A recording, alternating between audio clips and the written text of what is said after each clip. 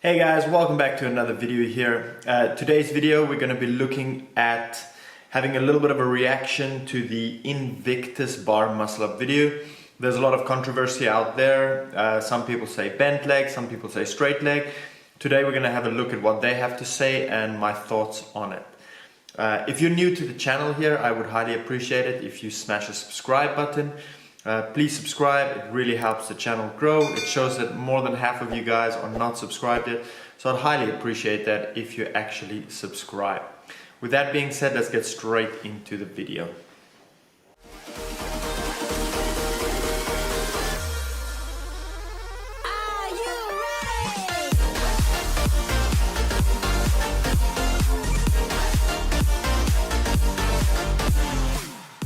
Today we're going to take a look at the bar muscle up and one of the most important parts about the bar muscle up. Okay, now when he says knees up, this is just purely to dictate how high he wants his center of mass to actually move. So far I agree 100% that the principle of we need to change center of mass and move center of mass, 100% I agree with at the moment.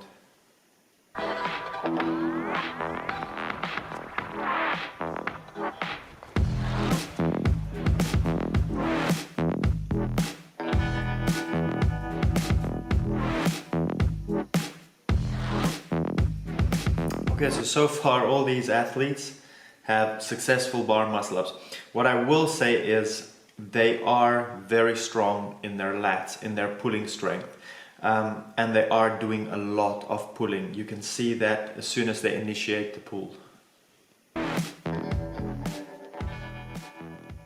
Okay, there's a lot of you guys I see that are doing this, it's pretty straight body, kip up onto the bar until you bar muscle up, and it's not as efficient. Okay, so when he says it's not as efficient, I don't agree. Me personally, I teach the straight body. And I'll give you a reason why. I just want to get back into this where I stopped it now. So that position, the athlete is on purposely doing a bad job. This athlete is strong, he knows the technique, he knows the principle, but he's on purposely trying to chicken wing and not get over the bar. Secondly, he's just not doing a good job at all of actually utilizing a proper kip with a straight leg because he has a little bit of a dogmatic approach towards this bent leg like he's been taught. And there's nothing wrong with it per se, it's just that there are many ways to skin a cat. Some are a little bit more efficient than others, and some work a little bit better depending on the athlete, depending on the athlete's strength. As some other techniques. So we're going to go into that today. So first of all, what we want to do is make sure that our knees are getting high enough. Now, what's high enough? Okay, let's stop it there. So when he says it's important enough to get the knees as high enough, I 100% agree with this.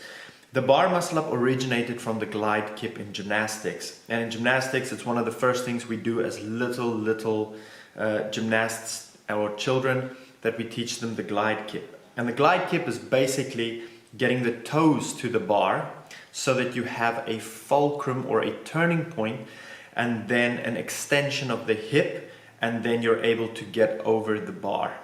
So when he says get your knees as high as enough, he's talking about he wants your center of mass to be as close to the bar as possible so that the turnover or the transition becomes as easy as possible. So there I 100% agree. The principle of getting your center of mass as high as possible is what a kip is. So a kip, we want to move from one place to the other via momentum or displace of body weight from A to B. 100% correct. We're going to take a look at the length of the bone, the femur bone, from my knee to my hip. Okay, so when he says have a look at the length of the femur from the knee to the hip or the hip to the knee, depending, he's speaking about a specific lever. And that lever is what's incredibly important in gymnastics. In gymnastics, it's all about levers.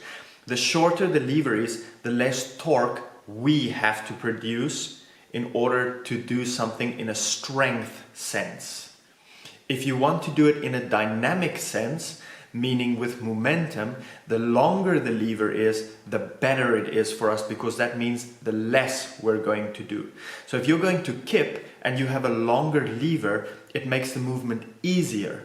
But if you're going to do a strict movement, let's say like a front lever or a planche, and the lever is longer, then in return it makes the torque higher, which means you need more strength actually. That, in a sense, is how far away we want our knees to the bar at the very least. Because what happens is that lower part of our leg, it just hangs down as we extend our hips and our knees in order to come up in the bar muscle up, and it doesn't rise. Okay, so when he says that we wanted a certain angle or a certain distance from the bar, fully agree with that. The higher you're going to produce the lever, the better you're going to have a fulcrum or a turning point to be able to go around the bar. If your legs are lower, like we went back into the first video when the guy was doing a chicken wing, he didn't have the lever high enough to actually create a turning point around the bar. So that's why the turning point was lower and he had to chicken wing out of it. We take the swing here and we push out of it, but when we extend our legs, we're actually using the momentum built up from our shoulders coming back and pressing against that lower leg in order to extend. Okay, this is where I have a big problem. So he says we lift the knees, correct? You can lift the knees or you lift the toes. And then he says we extend the knee or we kick down. When you kick down, you're actually creating a vector in the opposite direction. And this is not what we're trying to do. So if you have a vector has amplitude and direction. If you have a vector kicking downwards, your power or your mass is actually going into the direction where you're kicking. So our aim is to actually go around the bar and up the bar and around. And if you lift the knees and kick straight back down, you're not transferring weight. You're swinging, lifting the knees, but then you're kicking straight back down. Guaranteed, your chest will press into the bar. So what he is doing, he is actually kipping, 100% correct. But maybe the explanation could have been a little bit better, where he could have said that as soon as you lift the knees or you lift the toes, doesn't matter. If you lift the knees, the kicking is actually the hip moving up and the knee staying still in time. It's not the knee moving up and kicking down. It's a big misconception we have in the CrossFit world and why a lot of athletes actually struggle with this movement. So when he says we lift the knee and then press down on the bar and kick, what he's actually trying to say is he's lifting the knee is kind of staying stuck in air, it becomes our pivot point, our turning point, and the hip is the thing that will move up now and allow us to get over the bar. With that lower leg moving around or not being high enough, it's going to affect the rest of our body. So here's going to be an example of what we aren't looking for in a bar muscle up. This is the chicken wing. So here we see the chicken wing again that he was talking about, that I was referring back. If you look at this video, you can see that the swing is minimal. We want a maximal swing. The bigger our arch is and the bigger the hollow is, the better it's going to transfer over the bar for that lever. This athlete at the moment is not getting the height with the lever in order to transfer. Now, whether that lever is with a bent leg or with a straight leg, at this moment, it's the principle of getting the lever higher. The thing with a bent leg and a straight leg, why there's so much controversy, is because if you shorten the lever, you shorten the possibility to create more torque. The longer the lever, the better the possibility to create more torque on a dynamic sense. Now, that doesn't make it wrong if you're with a bent knee. And yes, I do agree that we're not going to do this for execution like in gymnastics, but I do believe that we need to try to make the movement as efficient as possible. And by keeping just the knee straight, you can create a much better turnover for the bar muscle up and less power that you need or strength that you need in actually pulling to get yourself over. It's the same thing as in weightlifting, where you pull and then you don't reach full extension. yeah, you can still get under the bar, but if you reach full extension, you have the possibility of lifting more weight or positioning the bar in a better place.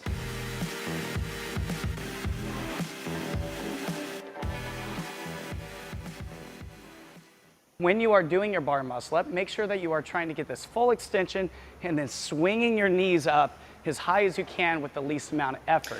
So here he mentions the full extension, 100% agree. The power from the bar muscle ups will come from that arch position. It's that arch position that's going to be very dynamic, that's going to give you the potential energy to get a nice big rise in the lever in the hollow position and then kip from there. When you're under fatigue, that's not going to be the hardest thing to do, but it's usually the first thing we forget. So leaving my knees low puts my body too.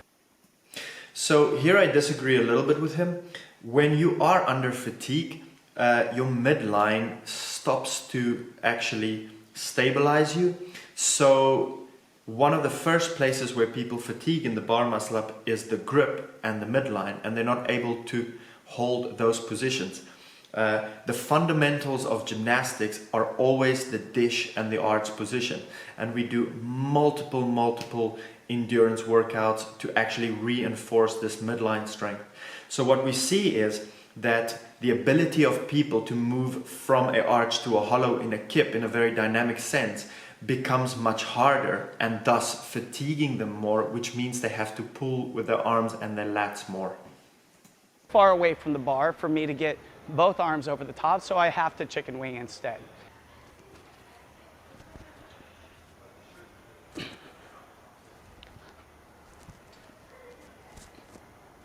Now let's take a look. Okay, those kips, they were just non-existent, and that was just kind of like a swing with a pull-up and then getting one arm over. So, good illustration of a bad movement, 100% agree. Look at some of our athletes doing an example of the bar muscle ups, and you will see where their knees are and where their lower leg stops while they transition to the top of the bar. Okay, so in this, have a look how high the knees go, and then once the knees reach a certain height position, the hip turns over and the knee stays stuck almost in mid-air, creating a turning point. So you can do that, knee stay stuck, turn over, or on the hip. So you can do this with a straight leg or with a bent knee, it doesn't really matter, but what is vital is that you create a turning point with an extension of the hip, and that turning point with the knee should not move at all. Alright guys, I hope you enjoyed this video. I hope it clarified a little something in the bar muscle up for you. If you enjoyed this video, I highly appreciate it if you smash the like button. Please share it with your friends. Let's sort out this misinformation or kind of confusion in the bar muscle up. If you're interested in training plans, check out explorethemovement.com. We have handstand programs, weightlifting programs, CrossFit programs. We bring out weekly programs to get people and athletes fitter. We have great community that help and support each other. And until next time, see ya.